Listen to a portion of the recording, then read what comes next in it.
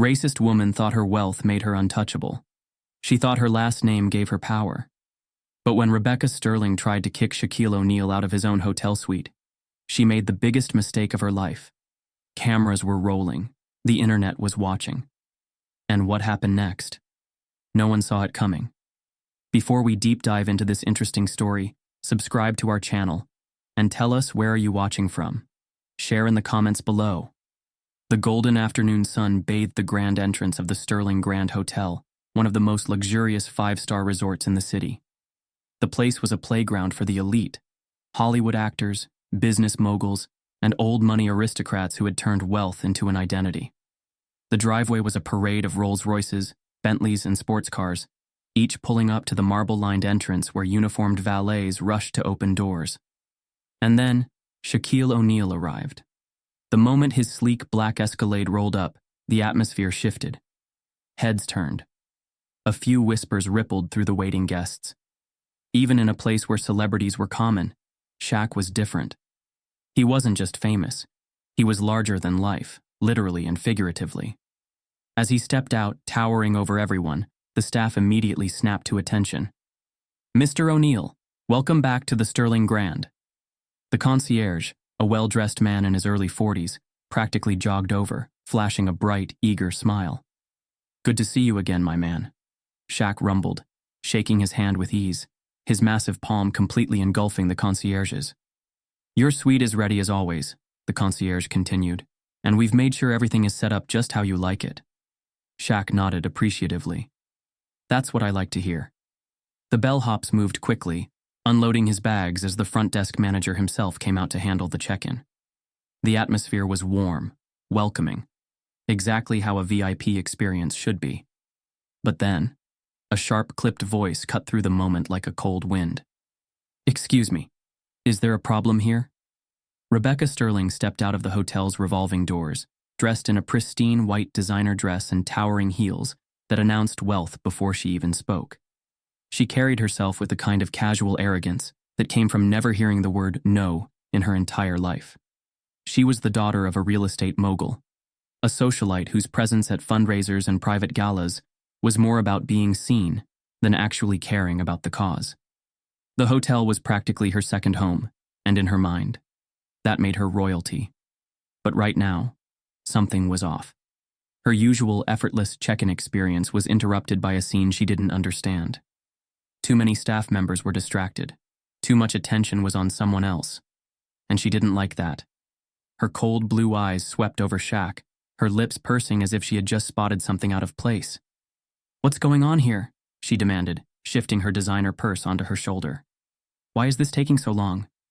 The concierge, still smiling, turned toward her. "Ah, Miss Sterling, no issues at all. We were just welcoming Mr. O'Neal to the hotel." Rebecca arched a brow. "Mr. O'Neal?" She glanced at Shaq again, the name clearly not ringing a bell. Then she blinked, realization dawning. "Oh, you're an athlete, aren't you?" Shaq said nothing, simply offering the smallest of smiles. "Basketball, right?" she continued, her tone light but thinly veiled with condescension. The way she said it made it clear. She saw him as entertainment, not as an equal. Shaq remained unfazed. "Something like that." Rebecca's attention shifted back to the concierge. "Well, I need my suite key." "The penthouse, as always." She held out her hand expectantly. For the first time, the concierge hesitated. "Actually, Miss Sterling, the penthouse suite is already booked."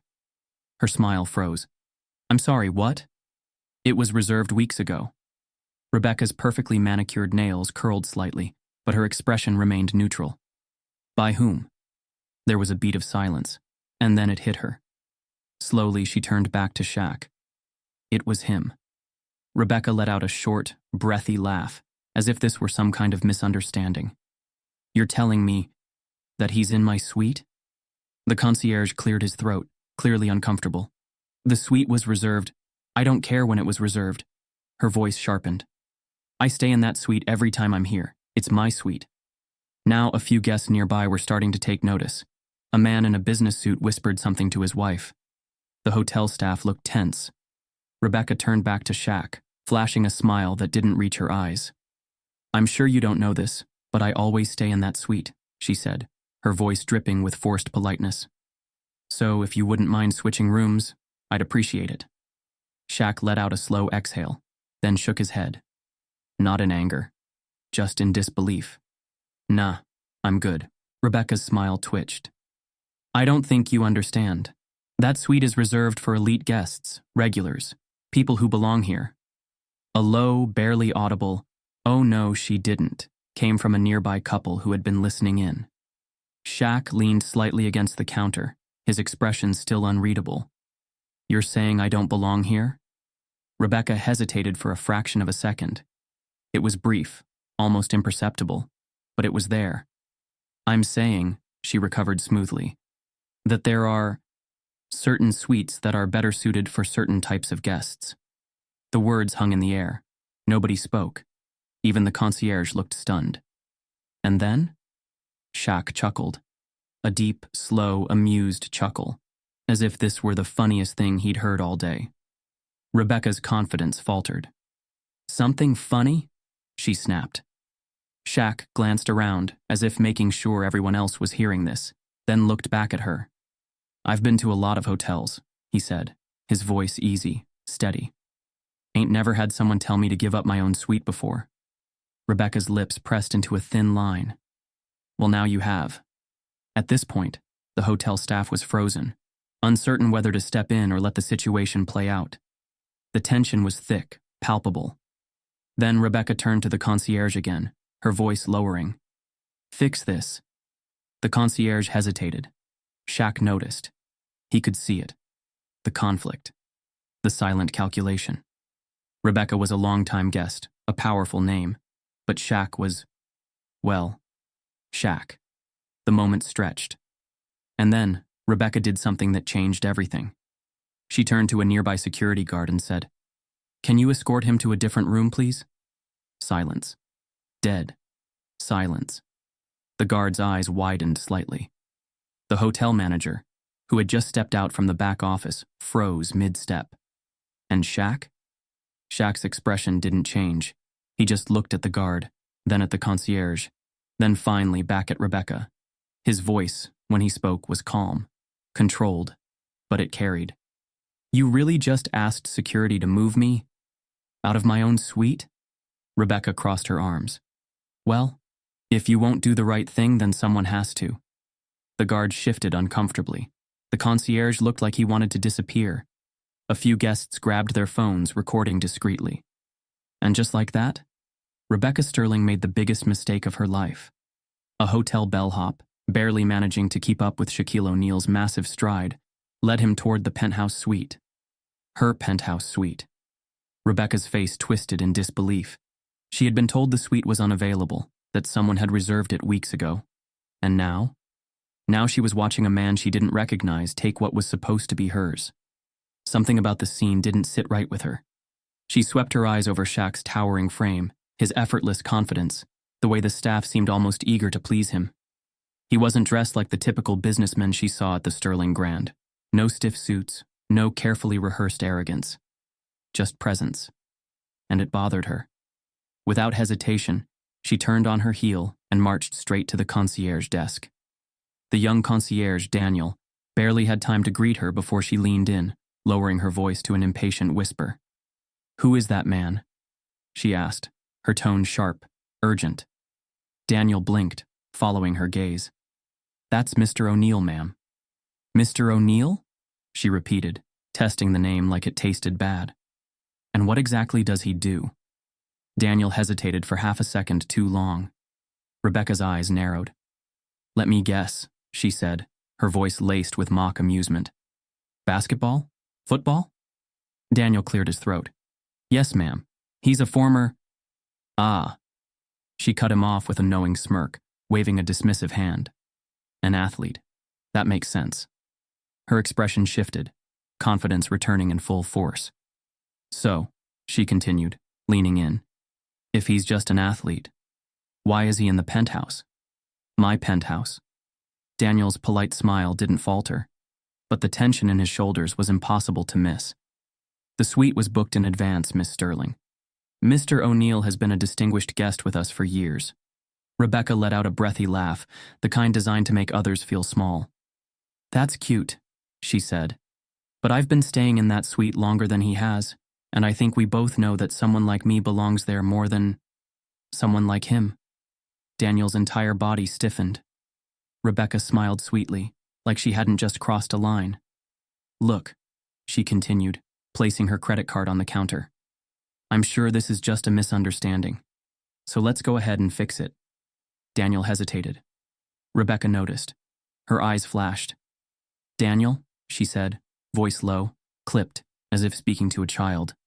I'm a VIP guest. This is a VIP suite. And I'm telling you that this needs to be corrected. Now.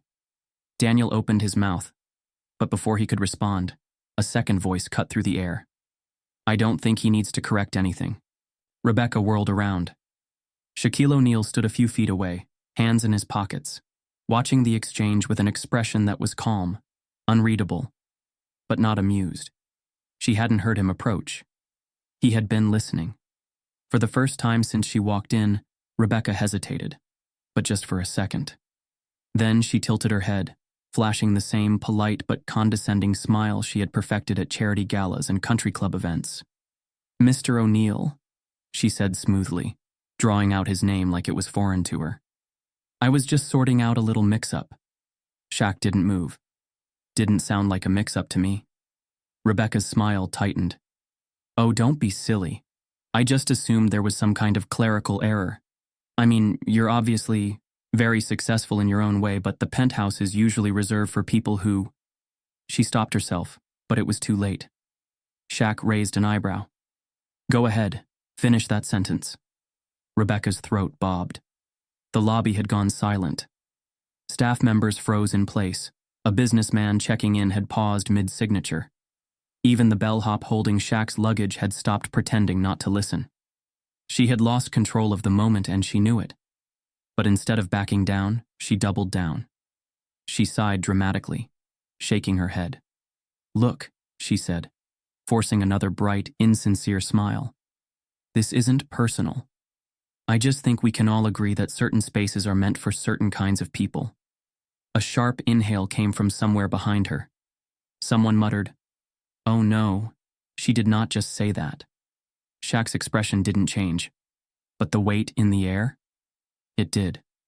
Rebecca, oblivious to the shift in energy, turned back to Daniel. Just move him to another room, she said, waving her hand like it was the easiest solution in the world. Silence. Daniel didn't move. The bellhop didn't move. Nobody moved. Rebecca's face darkened. Are you seriously hesitating right now? She snapped. I'm asking you to relocate one guest so that another guest, a more appropriate guest, can have the suite she always stays in. Then she looked at the nearest security guard, a tall man standing near the entrance. Can you escort him out, please? Silence. And then? Shaq laughed. A deep, low, amused laugh. Rebecca flinched. You really just asked security to move me out of my own suite? He asked, shaking his head. Rebecca crossed her arms. I don't see why you're making this difficult. Shaq's laughter stopped, but the smirk remained. I ain't making anything difficult, he said. I'm just standing in the room I already paid for. The security guard didn't budge. The hotel staff remained frozen. Rebecca's confidence wavered. For the first time, she looked around and realized people were watching. A woman at the bar was recording on her phone. A couple near the elevator whispered to each other. A front desk employee exchanged a glance with Daniel, their expression tense. This wasn't going how she had expected. Rebecca sighed theatrically, shaking her head. This is ridiculous, she muttered. I don't even understand why you want that suite so badly. Shaq's eyes twinkled with amusement. See, that's funny, he said, tilting his head. 'Cause I don't remember saying I wanted it badly. I just remember already having it. A few guests stifled laughs. Even one of the staff members bit their lip to hide a smirk. Rebecca's face burned. You know what? She said, voice sharp. I'll just talk to the general manager. He'll fix this. She spun on her heel and stalked off, heels clicking against the polished floor. Shaq watched her go, shaking his head slightly. Then, he turned back to Daniel. "That was something else," he said. Daniel let out a nervous chuckle, rubbing the back of his neck. "I apologize for that, sir." Shaq shrugged. "Ain't your fault, man." He reached for his room key, giving Daniel a nod. Then, as he started toward the elevator, he murmured, "Can't wait to see how she fixes this." And sure enough, the real show was about to begin. David Coleman had been the general manager of the Sterling Grand for nearly a decade. In that time, he had dealt with celebrity tantrums, billionaire egos, and socialites who thought the world revolved around them. But tonight, he was dealing with Rebecca Sterling, and that was a whole different nightmare.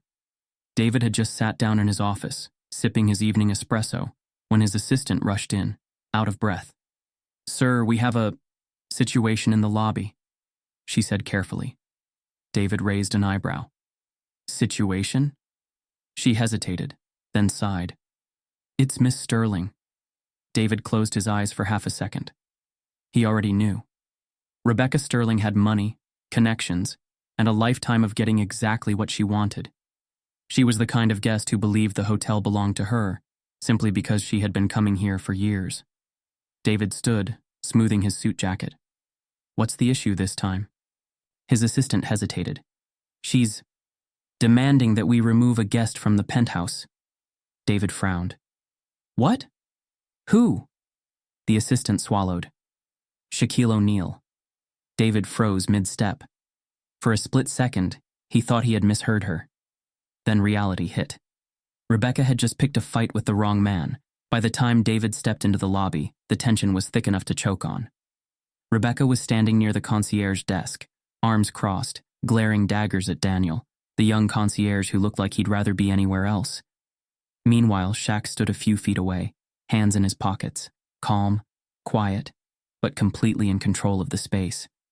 And surrounding them? A growing number of guests and hotel staff watching in silence. David had seen this before, the moment before a scandal. He cleared his throat. "Miss Sterling, I understand there's a concern."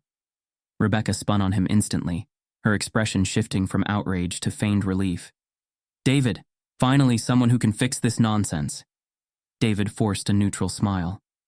"Why don't we step aside and—" "No," she cut him off, loudly enough for the lobby to hear. "This doesn't need to be private. Everyone should know how you're treating one of your most loyal guests." David's stomach sank. This was going to be bad. Rebecca straightened her posture, flicking her hair over her shoulder. "I have stayed in the penthouse suite every time I've been here. I assumed there was a simple mistake when I was told it was booked." David said nothing. She continued, her voice dripping with entitlement. "And then I find out it's occupied by him." She gestured toward Shaq without even looking at him. Shaq tilted his head slightly, but didn't say a word. The silence in the lobby was heavy. David kept his face carefully blank. "Miss Sterling, Mr. O'Neal has been a VIP guest with us for many years as well. He reserved the penthouse in advance." "I don't care," Rebecca snapped. "I have seniority. I should have been given priority." David sighed internally. This was the moment. The moment where Rebecca could have stopped.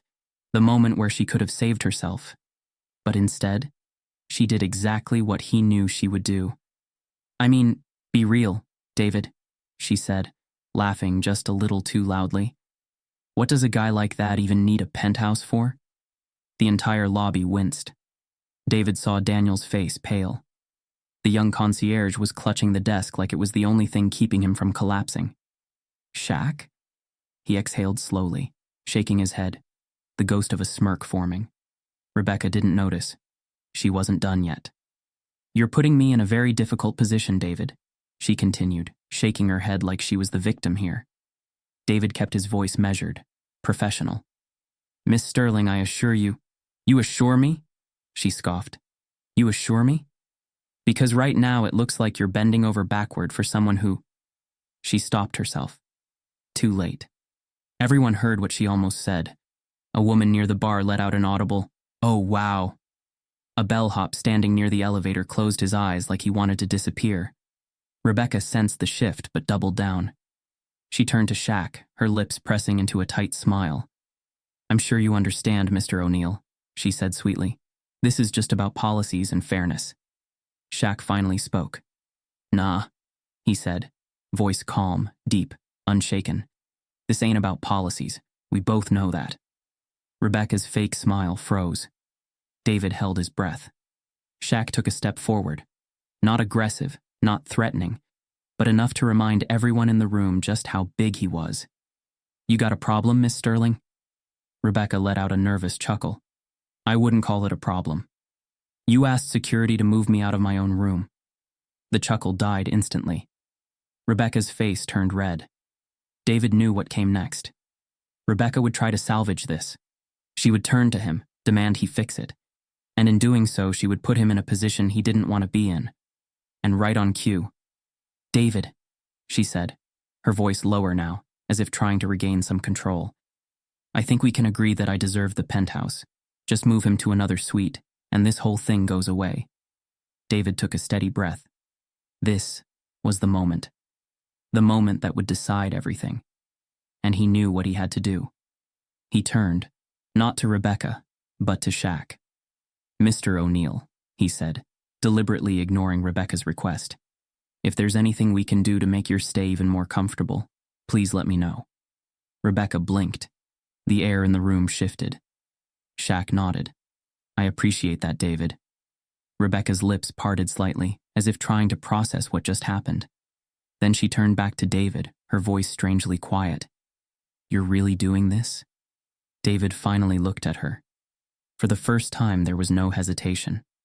"Miss Sterling," he said, "your suite is ready on the executive floor. If you'd like to continue your stay, we'd be happy to accommodate you." She stared at him, and for the first time since this started, she realized she had lost. Rebecca's hands curled into fists, but she wasn't stupid. She could feel the stares, the whispers, the recording phones. If she pushed any further, she would implode publicly. Her lips pressed into a thin, furious line. Without another word, she spun on her heel and stalked toward the elevator. Silence followed her. And then, the moment the elevator doors closed behind her, a hotel guest let out a low whistle. "Damn," someone murmured. "That was embarrassing." Shaq let out a slow, amused breath, shaking his head. David turned back to him. "I apologize for all that, sir." Shaq shrugged. "Not your fault, man." Daniel, the young concierge, still looked stunned. "You okay, kid?" Shaq asked, raising an eyebrow. Daniel blinked, nodded quickly. Yeah, just..." He let out a breath. "That was the most satisfying thing I've ever seen." Shaq chuckled, clapping him on the back. "Glad I could entertain." And with that, he grabbed his key and headed for the penthouse suite. Because at the end of the day, that's exactly where he belonged. Shaquille O'Neal stood tall, unmoved, his hands still casually resting in his pockets as he watched Rebecca Sterling's entitlement morph into frustration. Rebecca, on the other hand, was seething. She had spent years walking into places like this and commanding attention, obedience, respect. Not just because of her family name, but because people knew better than to tell her no. Yet here she was, facing a man who didn't budge, a man who wasn't reacting, wasn't folding, wasn't even bothered. And that infuriated her. Rebecca crossed her arms, tapping her heel impatiently against the marble floor.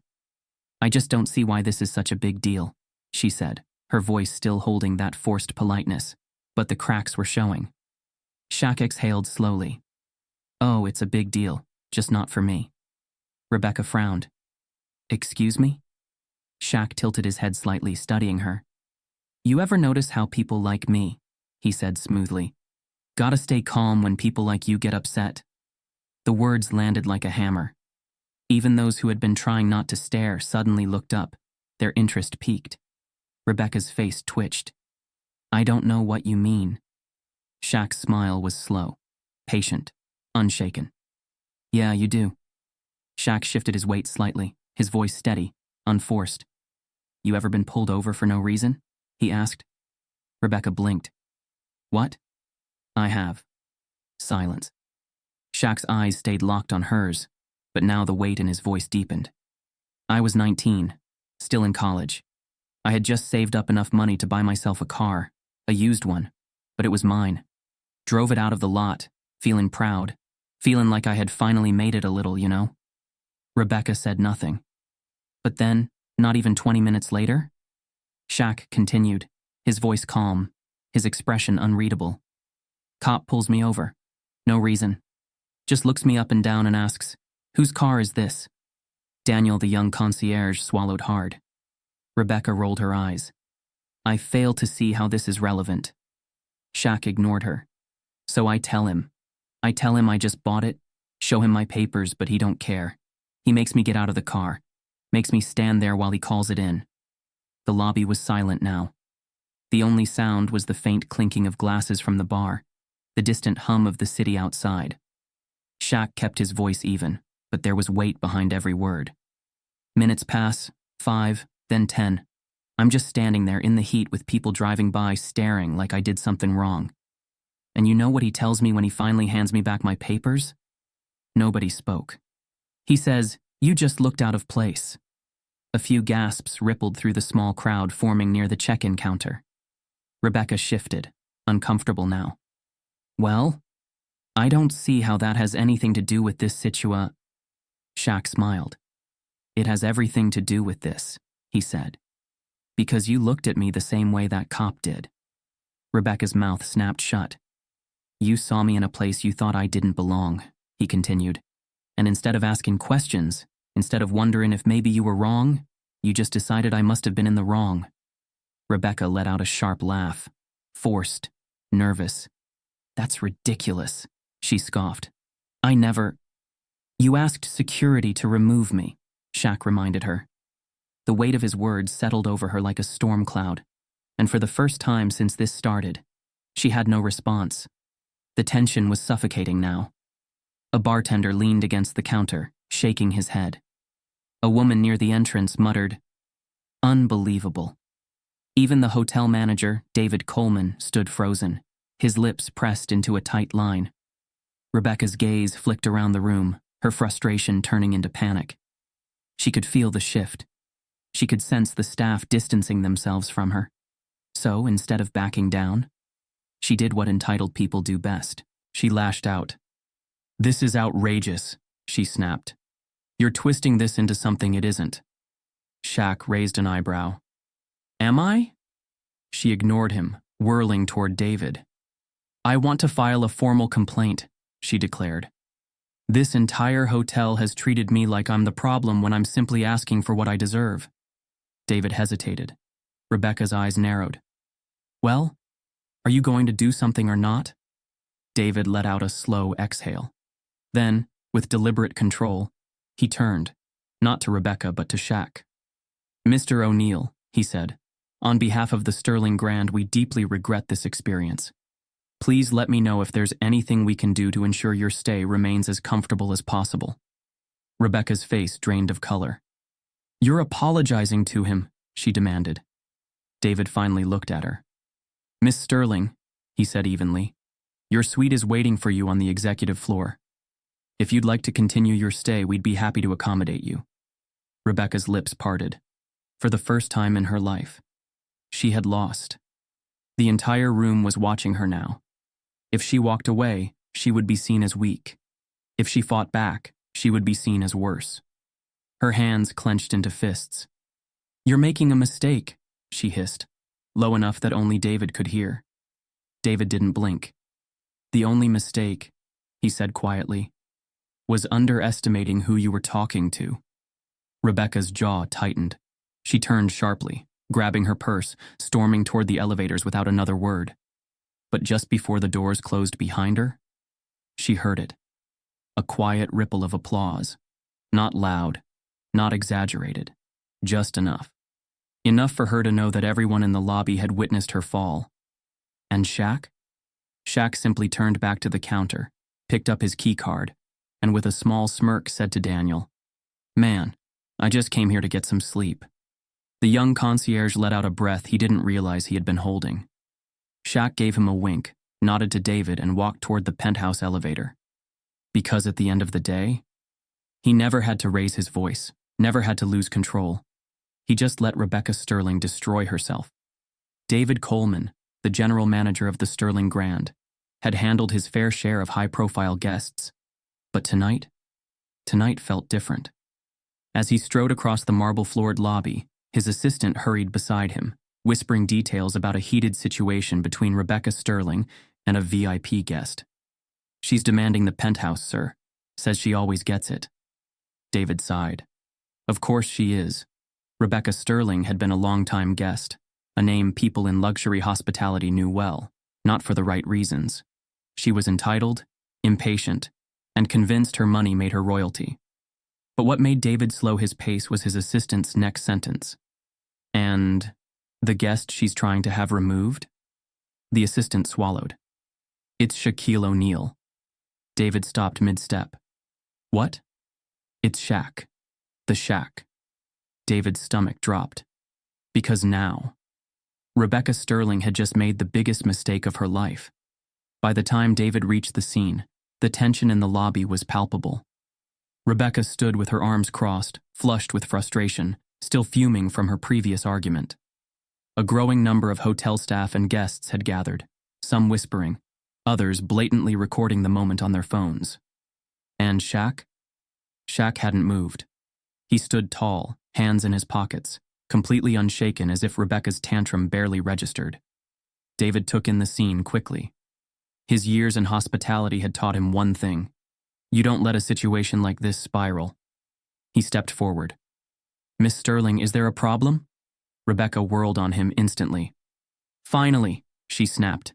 "Your staff has been completely incompetent, and I need you to fix this, immediately." David kept his face carefully neutral. "Fix what, exactly?" Rebecca scoffed. "I don't know what kind of miscommunication happened, but I stay in the penthouse suite every time I'm here. Yet I arrive tonight, and I find that some random guest has taken it." David's eyes flicked to Shaq. Shaq raised an eyebrow. "Random guest?" Rebecca ignored him, turning back to David. "So, are you going to do something about it or not?" David's lips pressed into a tight line. Because this was the moment of truth. David could feel the shift happening before Rebecca did. The concierge, the bellhops, the security staff, they all knew. The guests nearby? They knew too. A woman near the bar covered her mouth, barely holding in a gasp. The realization hit some faster than others. Murmurs rippled through the crowd. Wait, does she not know? Oh my God. She has no idea who she's talking to. This is about to be so bad for her. Rebecca, oblivious, let out an impatient sigh. Well, do something. And that's when David made his choice. David turned to Rebecca, his voice calm but firm. "Miss Sterling," he said, "do you know who you're talking to?" Rebecca rolled her eyes. "Does it matter?" David cut her off. "That's Shaquille O'Neal." Rebecca blinked. David let the weight of the name settle, and when Rebecca didn't react, he sighed, taking a step closer. "Shaq," he continued, "NBA Hall of Famer, 4-time champion, philanthropist, business mogul, and one of the most respected public figures in the country." The color drained from Rebecca's face.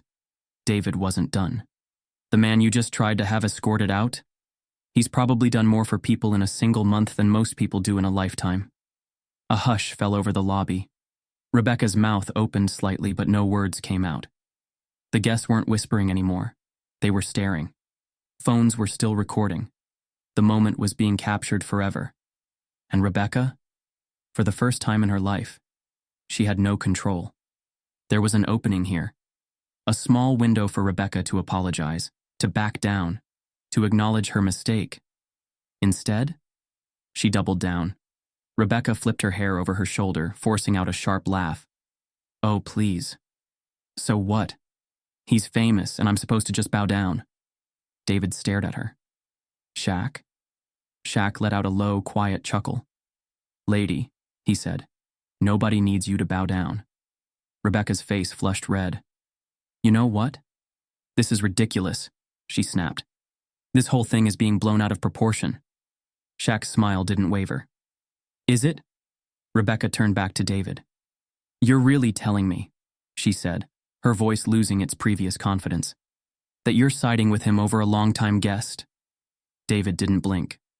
Yes, he said simply. The room exhaled. Rebecca staggered slightly, as if she had just been slapped with reality. And then, Karma arrived. A young woman standing near the check-in counter, still holding up her phone, still recording, spoke up. Hey, just so you know, you're trending right now. Rebecca's head snapped toward her. What? The woman turned her phone screen toward her, showing a live feed. Rebecca's name was already flooding Twitter. Clips of her confrontation with Shaq had already gone viral. The captions? Rich Karen tries to kick out Shaq, fails miserably. Entitled Woman vs. Shaq, Guess Who Wins? The internet will never let her live this down. Rebecca's breathing picked up. You recorded this? She stammered. The woman shrugged. So did everyone else. Rebecca spun, her eyes darting around. And for the first time, she saw it. The cameras, the staff whispering, the guests smirking.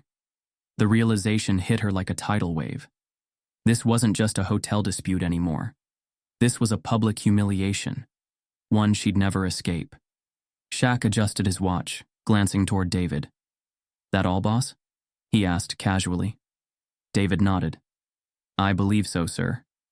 Shaq turned back to Rebecca. You wanted me out of this hotel? He said. Looks like the only person leaving is you. Rebecca sputtered, shaking her head, stepping back. This isn't over, she whispered, but there was no strength behind it. Shaq grinned. Oh, he said, I think it is. Rebecca whirled around and stormed toward the exit, her heels clicking violently against the marble. Nobody stopped her, and just before she disappeared through the revolving doors, a hotel guest near the elevators clapped, slow, deliberate. And then, others joined in. A standing ovation for her downfall. Rebecca disappeared into the night. And the world? The world had just witnessed karma in real time. Rebecca Sterling stormed out of the Sterling Grand, her designer heels clicking aggressively against the pavement. The moment she pushed through the revolving doors, the world outside felt different, as if the very air had shifted. And she had no idea why. Not yet. Inside the hotel, behind the grand mahogany front desk, a young bellhop named Milo Carter was still clutching his phone, his heart hammering in his chest.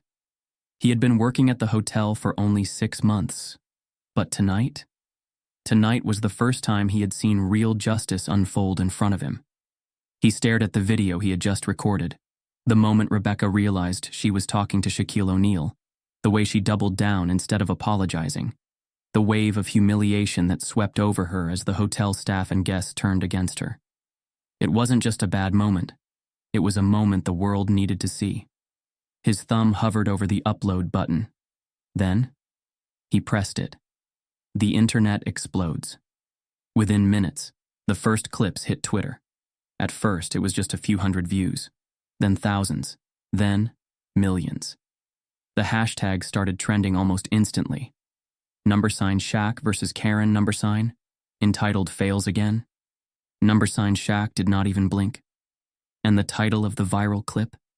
Racist woman. Tries to kick out Shaq, gets humiliated instead. Twitter does what it does best. The reactions came in waves. And Courtney Briel. You ever see someone ruin their entire reputation in under 3 minutes? This lady just set a world record. Hot Hoops Legend 23. She really told Shaq he doesn't belong in the penthouse? Girl, he could buy the whole damn hotel. Call me Kev.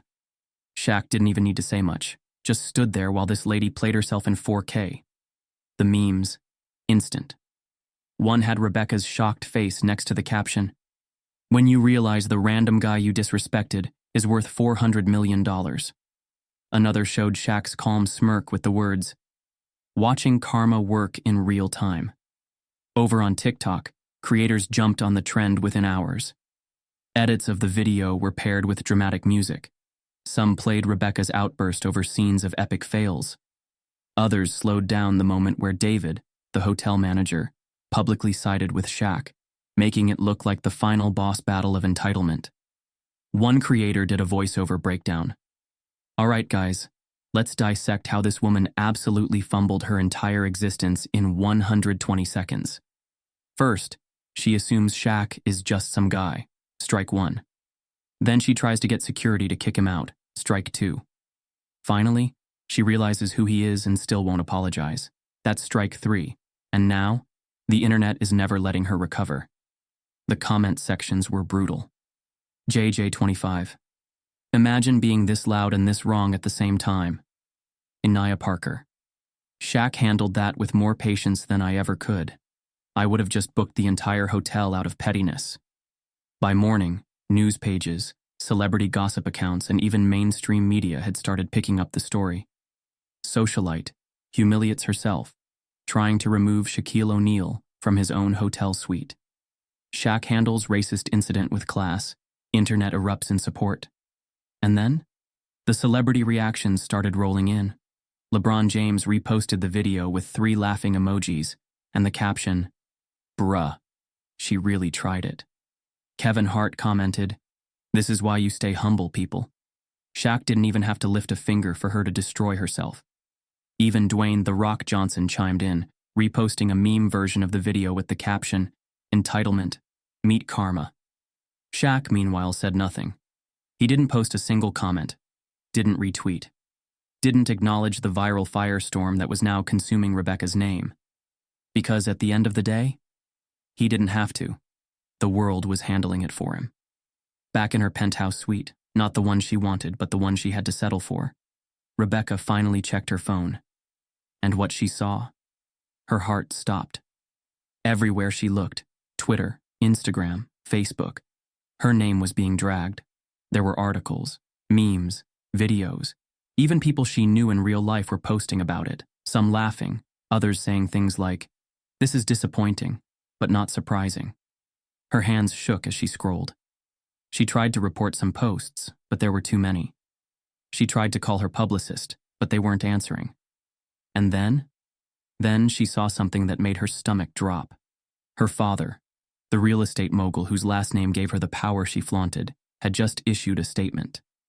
The Sterling family does not condone discrimination or entitlement.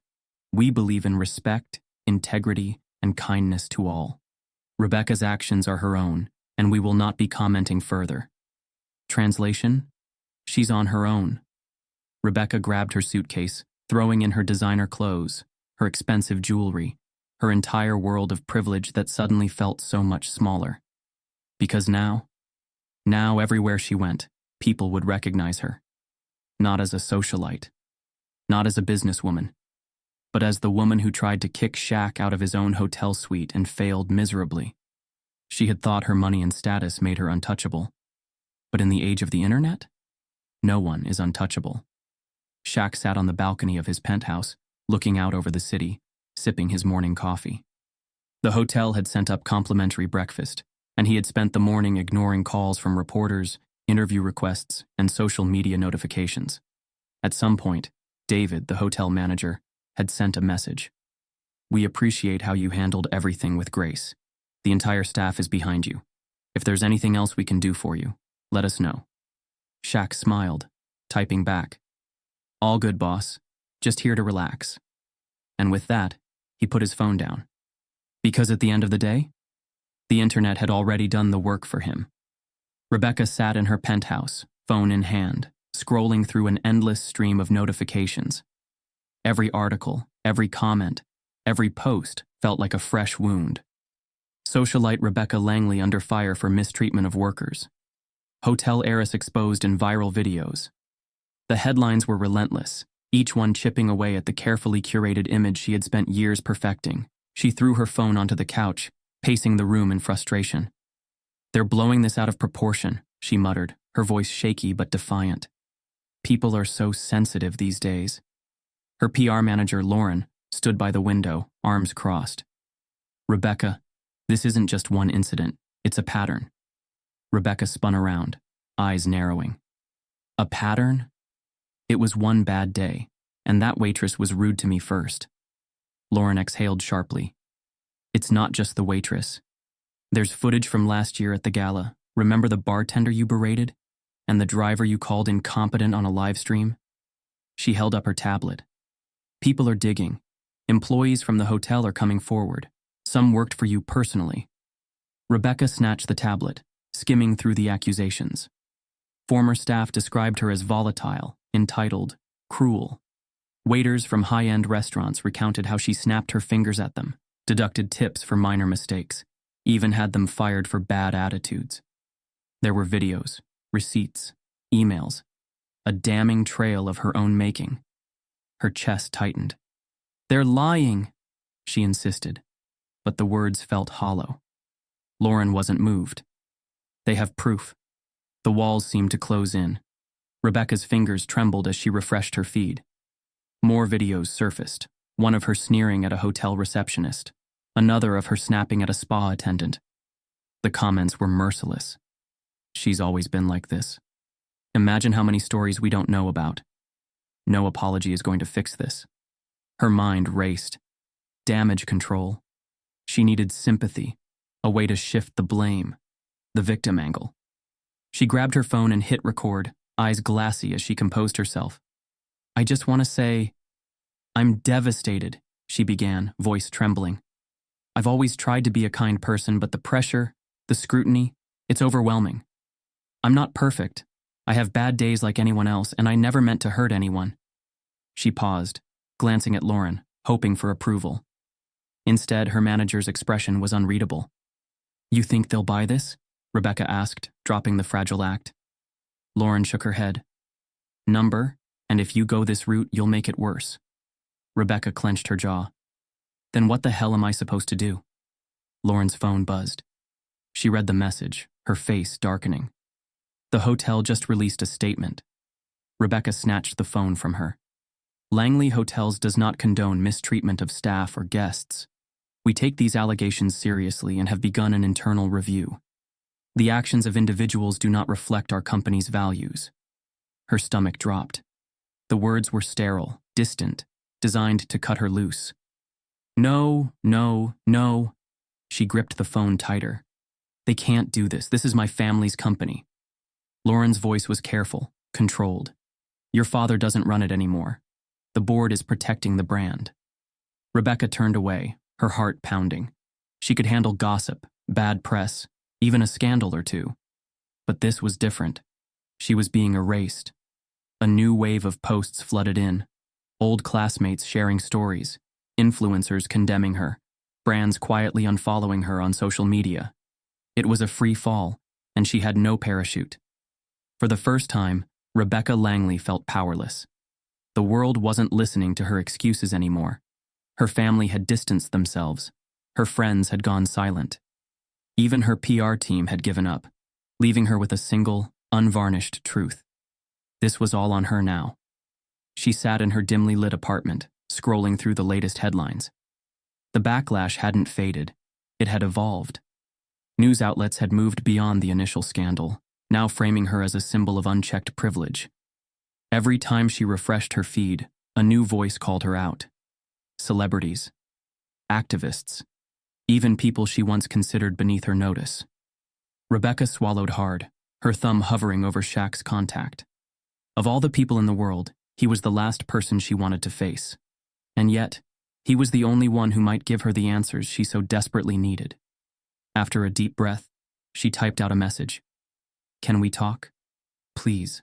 I need to understand. Then Shaq said, meet me at Juno's Cafe, tomorrow, noon, my terms. There was no warmth, no reassurance, just a directive.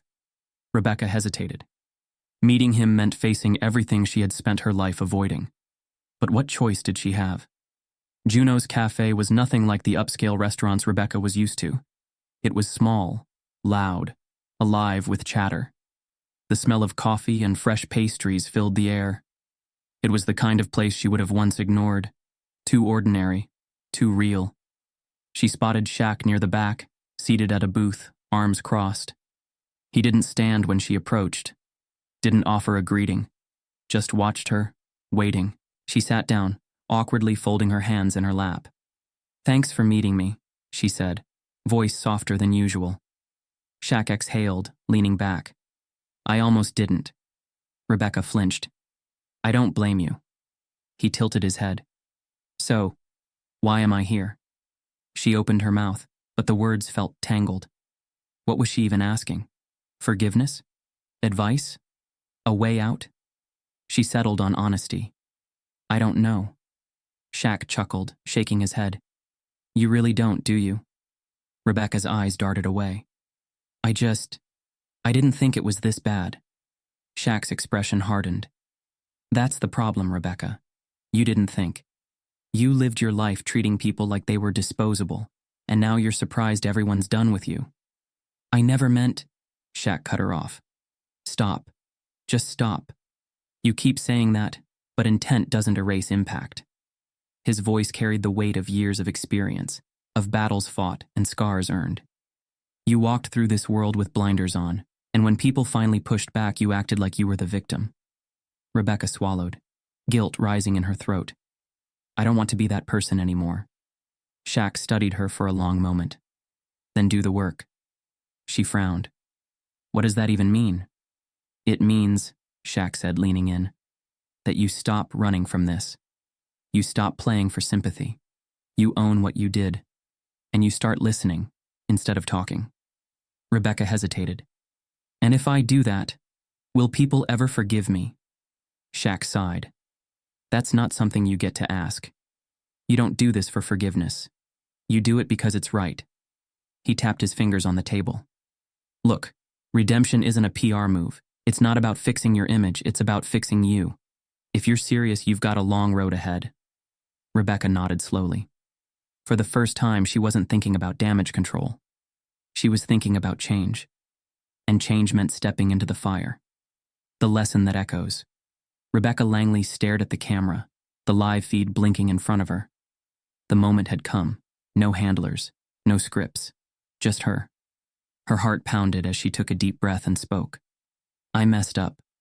She let the words settle, let their weight press down on her.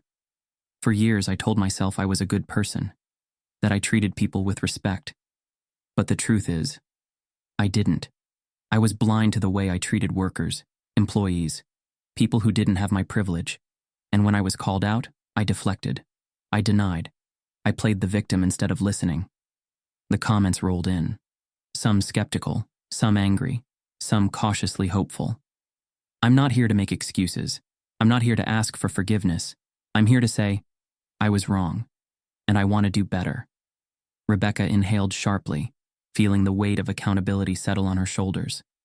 I know words aren't enough, so I'm starting by making real changes.